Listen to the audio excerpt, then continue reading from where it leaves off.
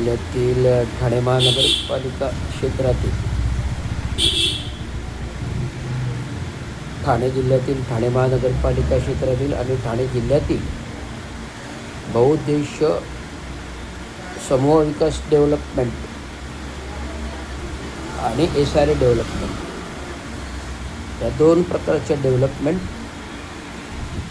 त्या काही ठाण्यातील आमदारांनी सरकारमध्ये एकत्रित असताना महाविकास सरकारच्या कालावधीमध्ये हे दोन्ही धोरणं क्लस्टर समूह विकास योजना आणि SRA योजना ठाण्यामध्ये आणल्या. SRA कार्यालय मानपाडा फेवरा सर्कल येते, तर क्लस्टर कार्यालय हे तीनाथ नाका टिपटॉप प्लाझाच्या बाजूस आहे. आणि 17 तारखेच्या झालेल्या महासभामध्ये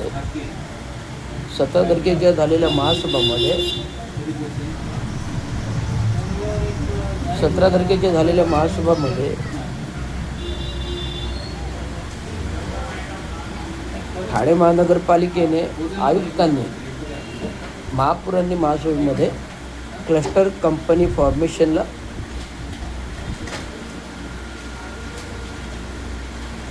प्रायमा फेसा प्राथमिक परवानगी दिलेली आहे. आता त्याचं नियोजन SOP या गोष्टी ठरवल्या जातील आणि नंतर ती प्रशासकीय भाग म्हणून एक कंपनी जगजाहीर ठाणे शहरामध्ये होईल. तर हा संपूर्ण क्लस्टर कंपनी फॉर्मेशनचा उद्देश म्हणजे विकासकांचा फायदा, ठेकेदारांचा फायदा आणि लोकप्रतिनिधींचा फायदा हा असा आहे. म्हणून जे क्लस्टर धोरण महाविकास सरकारच्या कालावधीमध्ये आणलं आणि हे क्लस्टर धोरण करताना प्रथम ते सिडकोकडे दिल्यानंतर फक्त किशननगरचा क्लस्टरचं हिरानंदाने करेल असं माजी मुख्यमंत्री आणि आत्ताचे उपमुख्यमंत्री पालकमंत्री यांनी जाहीर केलं. आणि सिडको हिरानंदाने बारगळल्यानंतर MSRDCकडे दिलं आणि MSRDCला सुद्धा हे धोरण जमत नाही आहे. म्हणून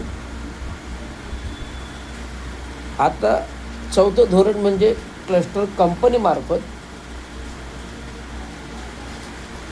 ठाणे महानगरपालिका या क्लस्टरचा विकास करेल.